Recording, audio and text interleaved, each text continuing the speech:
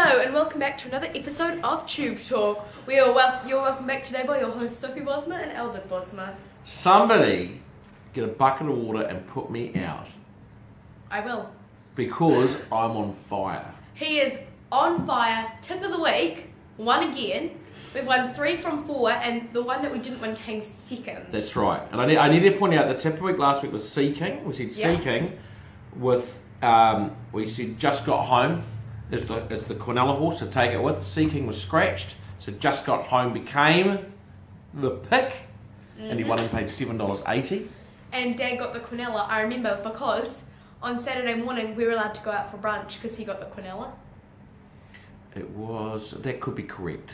That may be correct. Was maybe correct. It was. We were pretty happy. We were happy with the $7.80 price, weren't we? So you had 3 winners and a second. There we go. Last 4 runners. Anyway, let's crack into it. So let's see how we get on this week. Tip of the week at the end. Tip of the week at the end. But we're starting off from last week, just to review a couple of horses. We had Ivy's Gold, who had a tough win. Yeah, super win.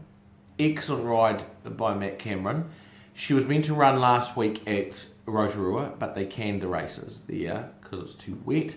So we nominated her. They left nominations open and she went to Tirapa, the 65 1400. 4 wide on the speed without cover. So that sounds like it wasn't a good ride by Matt, but what was good was he just kept at her. So in the straight, she got headed, but he never gave up. He just kept at her, and she fought back, and she got up and won on the line. So, and to sit 4 wide on the speed, fresh up and win is, man, it's a tough effort. You've got to be very, very tough. So, she was good, and she looks like she'll stay. So, she'll go a mile next start. Second up over a mile, going up in grade will be tough, but I think her next start, probably over 2,000 metres, I think very hard to beat again. There we go. And then we also had Moneybox, who was good, who had a really good race, who was fresh up and came 4th.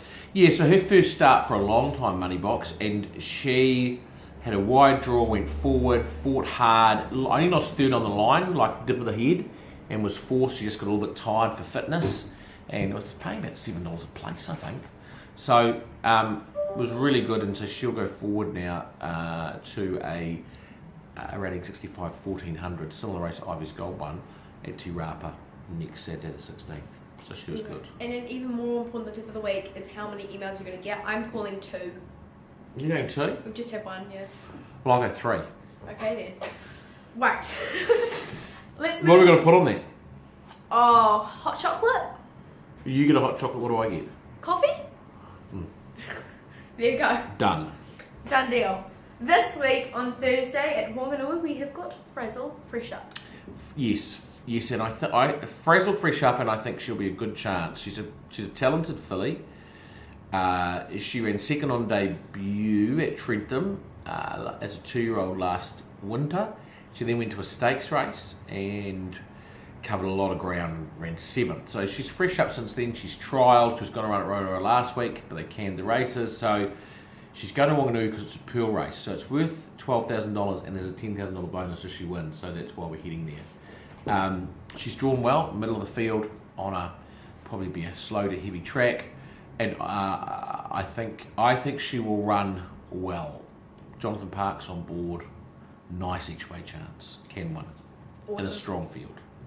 Awesome. And then at Friday at Ashburton we've got elusive boxes over 400 metres.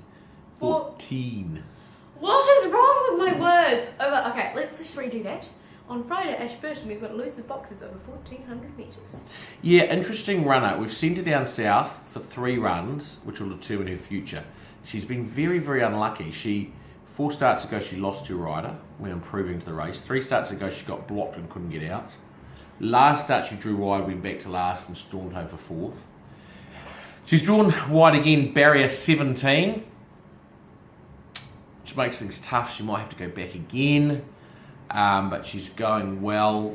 The track will hopefully be dead. She doesn't want it slow. If it's dead, it's good. And certainly on ability, she's up to winning the race. It might just be where she ends up sitting in the running from that barrier draw might determine her finishing place. Yeah. Can you just tilt a little bit towards me? Thank you very like much. That. It's very good, thank you very much. Apologies. And next horse we got is Pinzano, and the rating 75-1200, who is also at Ashburton on Friday. Yes, last start winner was she bolted in by more than 3 lengths, and Andrew Carston just seems to have got her humming again. Last 2 starts, second and first. She goes up in grade but drops in weight. Lisa Allpress, country's leading jockey, sticks with her. She's drawn beautifully in barrier 2. Track work has been excellent, and she'll be very competitive again. She's a definite each way chance. Oh, sorry about that. And then on Saturday we've got Typer Tiger at Martin. Yeah, so Typer Tiger, he ran over a mile last start because he did a small setback. We're trying to get him up to 2,100 metres, but he had a small setback, so he had to run over a mile last start, and he was fair. This Saturday, 2,100 metres on his home track at Awapuni suits him way better. He performs well at Awapuni. The 2,100 metres is right up his alley. Drawn barrier 1 on a very heavy track, which isn't good. You need to be out wide on a heavy track, whereas on a good track you need to be close to the rail. So at some point in the race we're going to have to get off the fence, try and get off the fence and get out wide. He's been jumping as well, and this start will determine whether or not next start he hurdles or whether he goes on the flat again. Yep. So we'll wait and see. But he's fit and well, and he's loving his jumping. He's really enjoying his jumping. Also, it's on Saturday at Ruakaka. We've got Sharpelle, who is running over 1 mile. Yeah, so Sharpelle's second up. First up, she ran a nice 6th over 1,400 metres. Coming from back in the last 100 metres was the best part of her race. The step up to the mile is good, will help. She also has blinkers on and a tongue tie because she's just sort of a little bit hesitant amongst horses and just sort of looking at them. Whereas if she's got the blinkers on, she'll be able to focus on going forward. So Lee Megorian rides, claims a kilo. The mile suits. She's drawn out wide again, which is a bugger, because if you draw like barrier 4 on a reasonable track, you can sit behind the speed. From 13 she's either going to have to go back or forward, so that's a bit of a bugger. She's a long striding mare, and I'm sure a mile and even 2,000 will suit her, and I'm also sure, looking at her physically, that she's just going to keep improving with time. So I think she can certainly run a nice race on Saturday though. She can run a good race. Yep. And then we have that's it.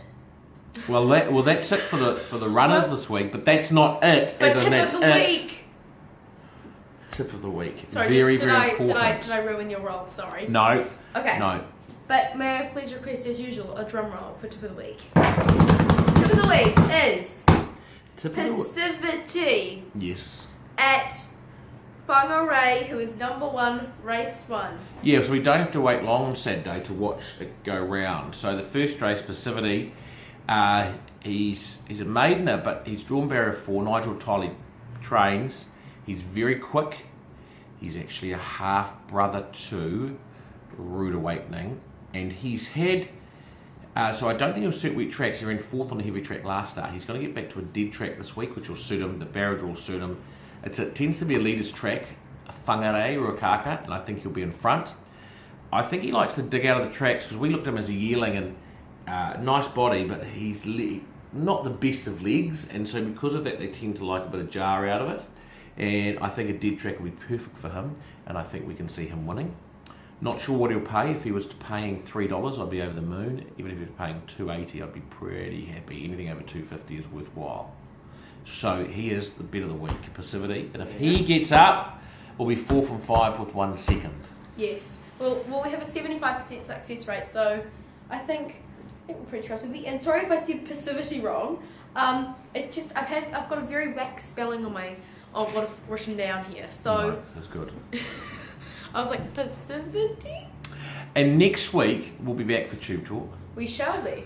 And it will be school holidays. There will be school holidays. Hooray. So yeah, so you can fill us in on your activities next week. I shall. Anyway, thank you all for watching, and we'll see you next week on See you next week on Tube Talk. Bye-bye. Bye.